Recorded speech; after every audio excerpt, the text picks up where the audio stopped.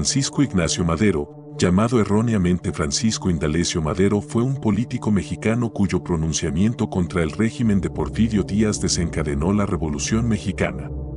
Hombre sencillo e idealista, de firmes convicciones democráticas y sincera preocupación social, Francisco I. Madero quiso superar mediante las urnas la anquilosada dictadura de Porfirio Díaz, presentando su candidatura como cabeza del partido antirreeleccionista en los comicios de 1910.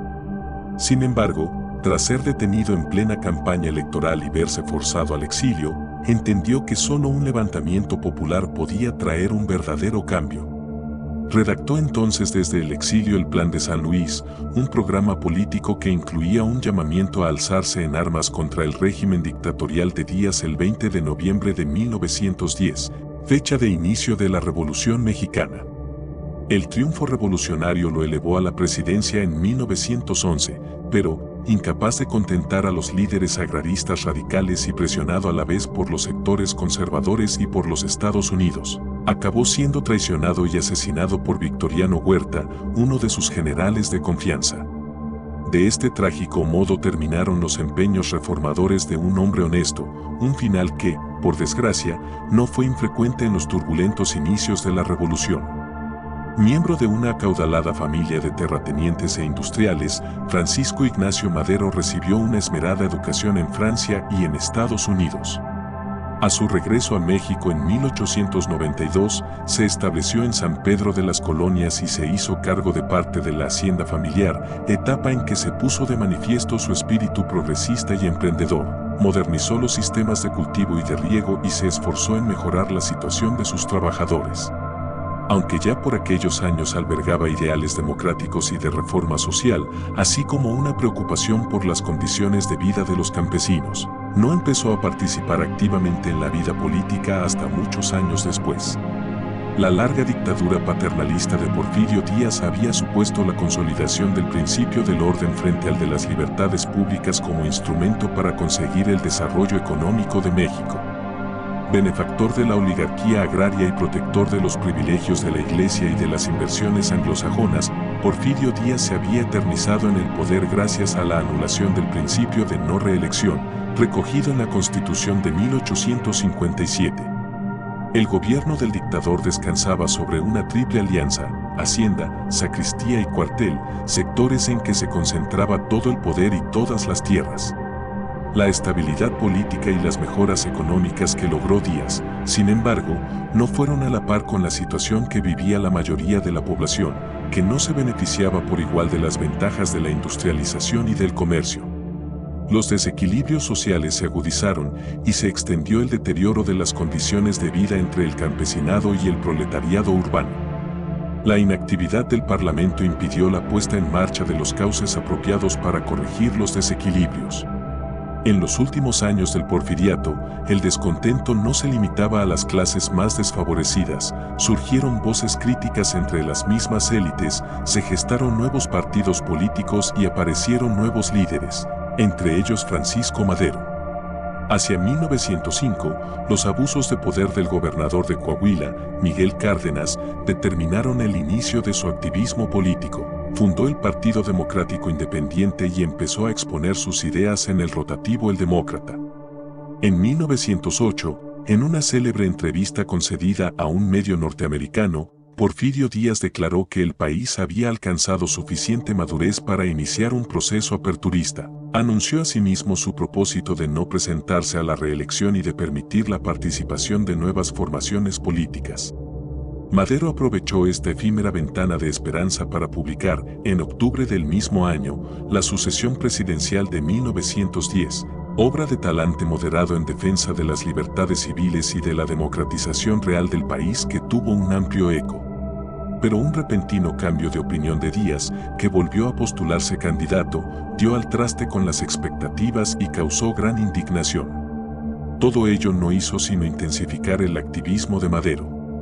En 1909 fundó el Centro Antirreeleccionista de México, al frente del cual difundió sus ideas por todo el país. En la convención celebrada en abril de 1910, el Partido Nacional Antirreeleccionista designó a Madero candidato a la presidencia. Temeroso de su popularidad, Porfirio Díaz ordenó el acoso a Madero, que fue detenido en Monterrey el 7 de junio, en plena campaña electoral, y trasladado a San Luis Potosí, con su rival bajo libertad vigilada. El Congreso reeligió a Díaz para un nuevo sexenio. Para Madero, esta manifiesta imposibilidad de acceder al poder por la vía democrática evidenciaba que solo el levantamiento armado podía llevar a un verdadero cambio. En octubre de 1910, tras lograr eludir la vigilancia, Francisco Madero huyó a Estados Unidos y, desde su exilio en San Antonio, Texas, hizo público el programa político llamado Plan de San Luis. Madero denunció en aquel manifiesto los abusos de la dictadura y expuso, entre otros proyectos, la intención de favorecer a los sectores agrarios restituyendo a los campesinos los terrenos que el porfirismo les ha arrebatado arbitrariamente. Se señaló el 20 de noviembre de 1910 como fecha del alzamiento y, gracias a aquella apelación al apoyo rural, el campesinado terminaría por responder al levantamiento en armas de manera unánime. Era el inicio de la Revolución Mexicana. Entre los insurrectos figuraban, junto a otros caudillos locales, algunos de los líderes destinados a jugar un papel trascendental en la revolución: Pascual Orozco, Emiliano Zapata y Pancho Villa. Pese a los fracasos iniciales, entre la redacción del manifiesto y el triunfo de Madero mediaron tan solo 6 meses. El desgaste del sistema había convertido al ejército de Porfirio Díaz en una fuerza escasamente articulada y debilitada, y, ante la impotencia del ejército y la incapacidad del gobierno, la revolución no tardó en extenderse por todo México. La toma de Ciudad Juárez por los rebeldes, a fines de mayo de 1911, supuso la renuncia de Porfirio Díaz y el fin de la dictadura. El 7 de junio Madero entró triunfalmente en la capital mexicana. La destitución de Porfirio Díaz dejó el camino despejado para la formación de un sistema político democrático que aspiraba a la puesta en marcha de sustanciales reformas sociales. Una vez formado el gobierno provisional, Madero presentó su dimisión, a la espera de acceder al poder por la vía democrática. El anterior ministro de Relaciones, Francisco León de la Barra, asumió mientras tanto la presidencia interina del país. Este gobierno de transición pronto hubo de hacer frente a las exigencias sobre la puesta en marcha inmediata del Plan de San Luis. Las tropas revolucionarias reclamaban la restitución efectiva de las tierras a los campesinos como condición previa a la entrega de las armas. La tensión y el descontento forzaron la convocatoria de elecciones. Los comicios, celebrados en octubre de 1911, permitieron que, al siguiente mes, Francisco Ignacio Madero accediera al poder al frente del recién creado Partido Constitucional Progresista. En sus 15 meses de gobierno, Francisco Madero quiso reconciliar a la revolución con los restos del antiguo régimen, pero la división del movimiento revolucionario pondría fin a sus planes. Aunque llegó a establecer un régimen de libertades y de democracia parlamentaria, no lograría satisfacer las aspiraciones de cambio social que latían en las masas revolucionarias. El principal problema de la nueva presidencia era la descomposición del bloque social que la había conducido a la victoria, frente a la solidez del bloque reaccionario.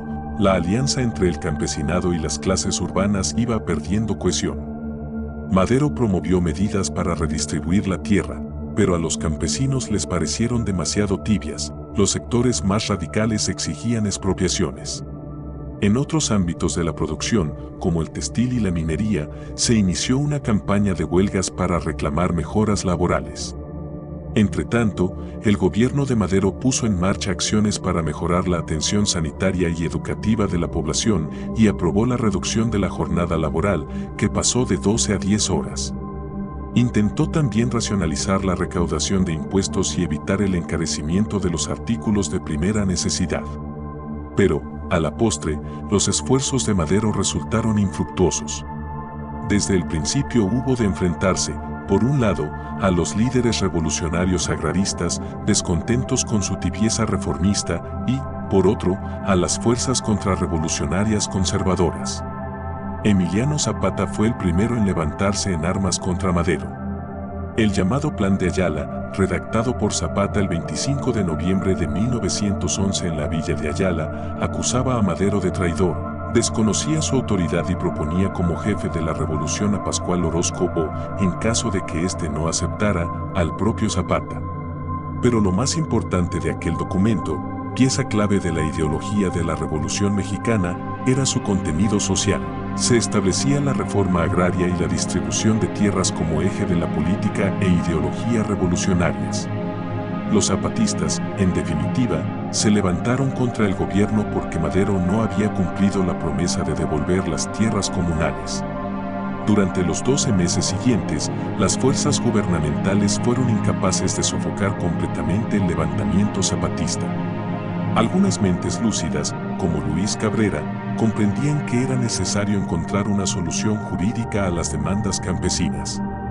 En diciembre de 1912, Cabrera elaboró una iniciativa de ley para una reforma agraria que no pudo concretarse. A ello hubo de añadir diversas insurrecciones de signo contrarrevolucionario. Tan temprana como la de Zapata fue la del general Bernardo Reyes, antiguo secretario de Guerra y Marina de Porfirio Díaz, aunque fue pronto sofocada, nuevas rebeliones y pronunciamientos tomaron el relevo. En medio de estas luchas fue ganando relevancia el general Victoriano Huerta, gozaba de la confianza de Madero y había logrado derrotar a Pascual Orozco.